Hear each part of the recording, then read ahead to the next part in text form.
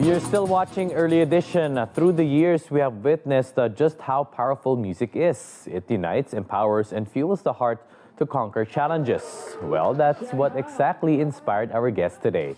He is helping aspiring musicians all over the world to overcome trauma and natural disasters to create uplifting electronic music. Let's learn more about this cause. Two-time Grammy Award-winning artist Dana Leong now joins us via Skype from China. Hello, Dana. Good morning. Hey, good morning, everybody. Thanks for having me. Dana, I know you're affiliated, you're connected with tektonikmusic.org. So what is it all about? That's correct. So tektonikmusic.org started in 2011. Actually, my mother's family was affected by the natural disasters and the tsunamis in Japan. And I wanted to find a way during that very hopeless feeling and that hopeless time to create a platform where music could make a change, positive social change in people's lives. And fast forward now 8 years, we've partnered with organizations like United Nations, like the World Economic Forum, with TED, with private brands like Alibaba, Four Seasons, and Infinity. And our content has now reached over 100 million people in terms of streams, in terms of concerts, in terms of public music and wellness programs, such as music and yoga or music and meditation, music and healthy living stories. And we are very, very happy to be working in over 10 countries now with artists of all different sorts. Well, how does that work, Dana? Of course, connecting music with the cause of helping people that are traumatized with natural disasters. Well, it started out as something that was very, very small. We would do small charity concerts and small partnerships with organizations that were raising funds and keeping awareness alive for areas such as the Philippines or such as New Orleans or such as Haiti, such as Japan, Taiwan. There's so many places in the world that are stricken by disasters that need a lot of tender, loving care. But as the years went on, we realized it was more it was kind of like superhero work, and it was very, very stressful. So we decided that it was better to create public programs that everyone could enjoy all the time and try to tackle bigger societal issues like stress or the inability to sleep or intimacy issues and create programs, like we said, that could be attended by people in larger groups, in public spaces all the time, year-round. And now we're very, very happy to continue to do that in the Philippines as well. Besides what you mentioned, of course, that traumatic, what happened back years ago in Japan, that tsunami that affected you and your family, what other disasters will greatly affect you, and how does this fuel your advocacy? So, a disaster is something that in just a short moment can take away everything from your entire life. I think that, we are all affected by the choices we make that affect the climate and affect the earth.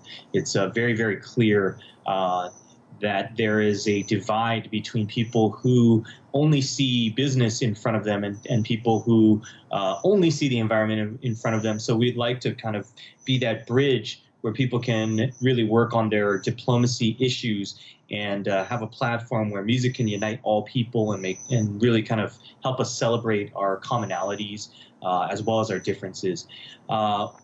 In terms of working on disasters, like I said, we'll continue to do what we can in terms of support, but rather than being an immediate first responder, we're now working on larger societal issues, including an education program now. So what we did a few days ago is very, very monumental, where we felt like we've come full circle in order to actually sponsor a master's degree candidate with our very first Tectonic scholarship at the the Asian Institute of Management in Makati, Manila, in the Philippines. So for us, that's a big step, because from feeling very helpless in 2011 to coming all the way full circle, where we're now sponsoring a student who's working in disaster relief technologies is really, really kind of a monumental full cycle. And we'll continue to find ways that art will feel business and vice versa, and just to create harmony overall. Dana, how's the reception of the Filipinos? Because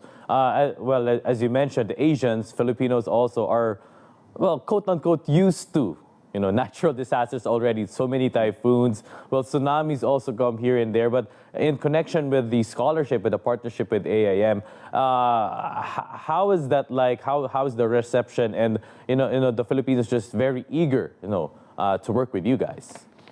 Absolutely. As you know, and I know, the Philippines is a wonderful, vibrant place full of very happy people and full of so much culture and richness. We were overwhelmed by the number of students who applied for the scholarship. And, our only regret is that we were only able to give one scholarship this year to a student at AIM, and we wish we could sponsor more. But, what we are going to do actually is simultaneously roll out our TEKTONIK Talent Leadership Program, which you can find out more info on our website, tektonicmusic.org, or by visiting the new website, which is just simply ttlp.world. We're going to invite high-performing teenagers so they can start earlier working on social impact issues that are driven by arts. And we're going to pilot this year starting on July 7th in Shanghai, and then scale over to multiple cities in the next few years. So I look forward to continue to growing the community, both of like-minded business leaders and leaders of the future, as well as with artists. Dana, how does being a two-time Grammy Award winner help the cause? Well, it certainly helps in terms of our reach, right? And I think it helps, because there's an accredited institution at the Recording Arts Sciences Academy that believes in our music. But honestly, what really helps is the passion, right? Being able to connect on a human level, being able to speak that language of music and speak that universal language wherever we go, to connect with people, make a lasting impression. And that's really the most important part. Can you describe more? Can you elaborate more on your fulfillment and being able to help others in need? Also, as I mentioned a while ago, the victims, the people that were experienced some natural disasters in their lives, and helping others who are in despair. Absolutely. So, there's been programs that we've created where people are able to hear soothing sounds. We have, a regular series of meditation and music where people can come and feel in a safe space. They can be vulnerable. They can kind of access their emotions, and they can alleviate their stress. And that's something we've done in a number of countries. Like I said, this scholarship is very, very important because actually our first scholar is going to he's going to actually work in the disaster zones that have been stricken, specifically in the Philippines, to work on both resistance education, resilience education, as well as working on technologies that may help to alleviate the amount of stress that is felt during the natural disasters. So that's something that I feel is another way of looking at tackling the larger societal issue at hand, and how we can actually improve on a greater scale. And on that note, thank you so much, a two-time Grammy winning award artist, Dana Leong, for joining us here live in the Philippines. Thank you so much, Dana. Thanks, guys. Thank you. Have a great day.